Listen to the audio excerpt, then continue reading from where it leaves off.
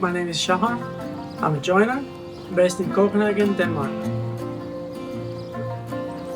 Having the right tool for the job is absolutely essential. A tool that gives consistent result time after time. I work mainly with wood, mainly bespoke furniture, mainly for private customers. It can be anything from wardrobes to beds that cannot be bought, that has to be made so it fits into an area. I always wear safety footwear when I work, partly because things can be dropped on the foot, like heavy stuff that I work with, machinery and tools and so on. Partly because, you know, all the machines here, it's all like steel, you want to make sure that your toes are nice and safe when you're in this business.